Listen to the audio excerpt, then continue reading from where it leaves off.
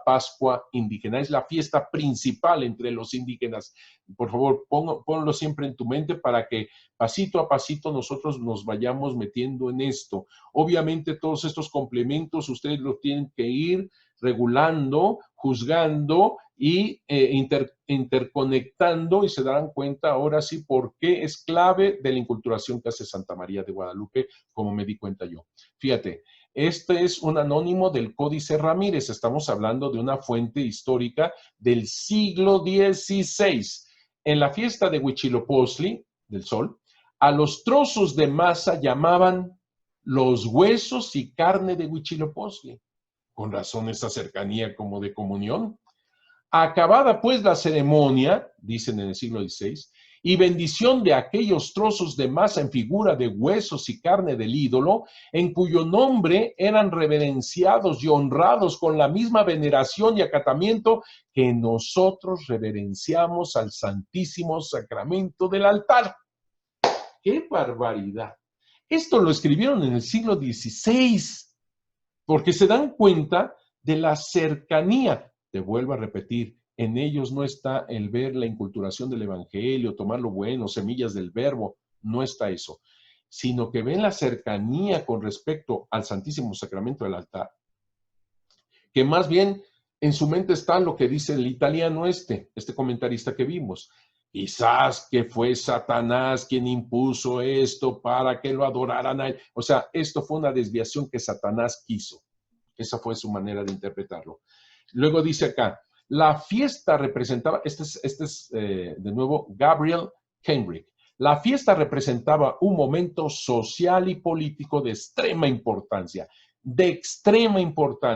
para todo el pueblo mexica, llamado a comulgar el cuerpo de Huitzilopochtli y renovando así el vínculo paternal que tenía con su dios patrono. Perdón, vínculo parental, perdón, lo leí mal. Y renovando así el vínculo parental que tenía con su Dios patrono. Imagínate tú, era una relación con Dios. ¿Qué culturas tan distintas, verdad? Y sin embargo, lo estamos viendo a lo profundo, qué culturas tan cercanas. Pero ¿quién podía resolver todo este asunto? Porque los franciscanos no tenían idea. Simplemente todo esto había sido como desviaciones. ¿Sabes qué otra idea sacaron? Posiblemente aquí se perdió algún apóstol de Jesús, les dio una embarrada de catecismo y ellos desviaron todo para con el demonio, con estas idolatrías. O sea, de plano era el demonio. No captaban que Dios ya había sembrado todo esto, pero había que tener ese de inculturación perfecta que hace Santa María de Guadalupe. Exactamente. Seguimos. Fray Diego Durán, este fraile dominico, desde niño siempre convivió con los indígenas. Por eso sabe perfectamente náhuatl, pero también bebió de su cultura. Sin embargo, no era tan, ¿cómo te diré? No era tan como misericordioso con los indígenas, no. Hablaba duro, así como todo español, ¿verdad? Así hablaba, a pesar de que él de niño jugaba con los niños indígenas. Dice Fray Diego Durán, nos informa. Íbanse a desnudar, y los sacerdotes y dignidades del templo tomaban el ídolo de masa y desnudándole aquellos aderezos que tenía, se ve que lo adornaban y todo, y así a él como a los trozos que estaban consagrados, lo dice Diego Durán, en huesos y carne suya, hacían los muchos pedacitos, y empezando desde los mayores, los comulgaban con ellos a todo el pueblo, chicos y grandes, hombres y mujeres, viejos y niños, y recibíanlo con tanta reverencia y temor y alegría, más que era cosa de admiración, diciendo que comían la carne y huesos de Dios, teniéndose por indignos de ello. Los que tenían enfermos pedían para ellos y se lo llevaban con mucha reverencia y veneración. Todos los que comulgaban quedaban obligados a dar diezmo de aquella semilla, o sea, amaranto, de que se hacía aquella masa para carne y huesos de aquel Dios. caray, uno como si estuviera presenciando precisamente la comunión en cualquier templo, en cualquier santuario católico. Esto había sembrado Dios, esto. Después ellos, claro, todo esto lo veían, nosotros necesitamos darle a este Dios nuestra carne, nuestra sangre, hay que ir por prisioneros para darlos en sacrificio humano y todo esto, ¿verdad? Que para los franciscanos, pues es esta idolatría es satánica, sin más, ¿verdad? Terrible. Yo me quedo asombrado de todo esto, pero hay más, hay más. Fíjate cómo te estoy poniendo un montón de documentos históricos para que nosotros vayamos conjuntando toda esta idea, toda esta verdad de la Virgen de Guadalupe, con ojos de la Virgen de Guadalupe, por supuesto, pero es importante que tú tengas todas estas fuentes históricas. Mira, aquí de plano, puse la fotografía del libro, porque es algo así como que no me lo vas a creer, ¿verdad? Dice, todo lo anterior es lo mismo que contiene el documento del siglo XVI llamado Códice Ramírez. También, igual que digo Durán, u origen de los mexicanos, fíjate. Dice, concluidas las ceremonias, bailes, sacrificios, íbanse a desnudar y los sacerdotes y dignidades del templo tomaban el ídolo de masa y desnudábanlo de aquellos aderezos que tenía y así a él como a los trozos que estaban consagrados hacían muchos pedacitos y comenzaron desde los mayores, comulgaban con ellos, a todo el pueblo, chicos y grandes, hombres y mujeres, viejos y niños, recibíanle con tanta reverencia, temor y lágrimas que ponían admiración diciendo que comían la carne y huesos de Dios, teniéndose por indigno de ellos. Los que tenían enfermo pedían para él y llevábanselo con mucha reverencia y veneración. Todos los que comulgaban quedaban obligados a dar el diezmo de aquella semilla de que se hacía el ídolo. Acabada la solemnidad de la comunión, así le llamaban, se subía un viejo de mucha autoridad y a voz alta predicaba su ley y ceremonias. Entre ellos, ojo, los 10 mandamientos que nosotros somos obligados a guardar. Ahora hasta catequesis. Comunión y catequesis. ¿Qué te parece? No, es algo verdaderamente impresionante. Aquí está Fray Toribio de Benavente Motolinia, decía, en muchas de sus fiestas tenían costumbre hacer bollos, panes de masa, y estos de muchas maneras que casi usaban de ellos en lugar de comunión de aquel Dios cuya fiesta hacían.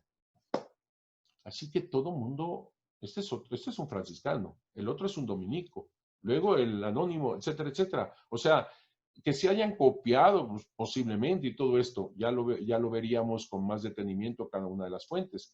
Pero caray, todas las fuentes hablan de lo mismo, de que piensan que es como una comunión, exactamente como aquel italiano que le puso allá en el códice su referencia, ahora sí que su comentario, y dice, yo creo que el diablo los impulsó a hacer esto para ser adorado como el verdadero Dios. Por eso, te fijaste, Diego Durán y demás, Dios se escribe con minúscula, porque no es el verdadero Dios. Esto hacían con su ídolo. Imagínate, es algo impresionante. ¿Y cuándo se daba todo esto? El 12 de diciembre de 1531. Entonces empiezas a entender más y más por qué la Virgen de Guadalupe se apareció exactamente del 9 al 12 de diciembre.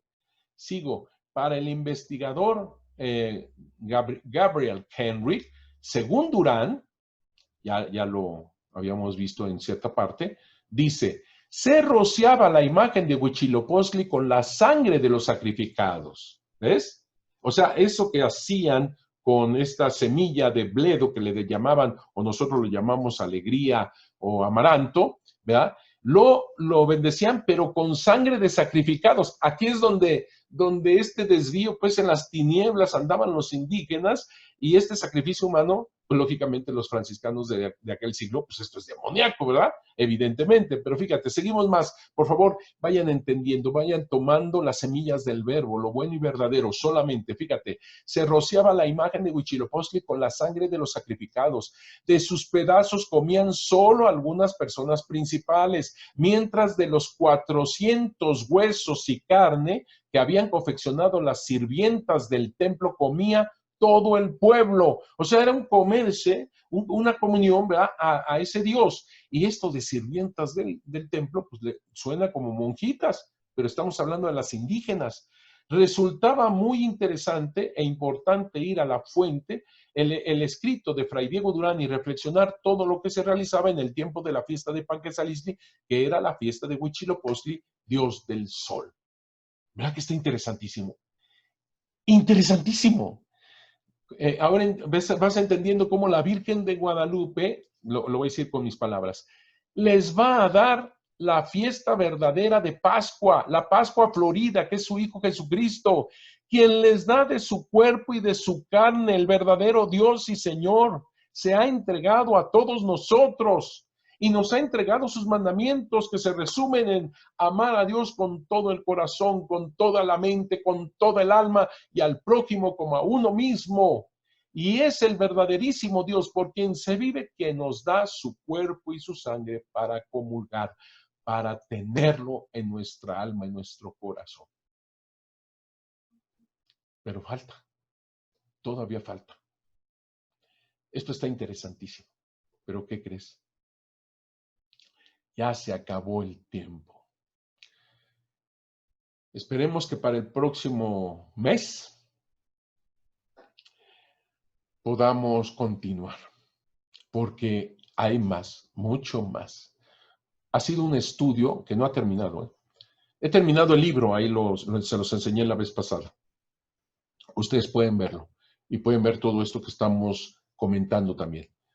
Pero hay más, y sigue y sigue y sigue confirmando todo esto. Que Dios los bendiga siempre. Que Santa María de Guadalupe los siga cubriendo con su manto lleno de estrellas, y que a través de ella tengamos precisamente la Pascua verdadera, la Pascua florida de Jesucristo nuestro Señor, el verdaderísimo Dios por quien se vive, y gracias a Él, a su cuerpo, a su sangre, nosotros vivimos y estamos hechos para vivir eternamente. Que Dios los bendiga mucho, cuídense mucho y nos vemos en el próximo programa.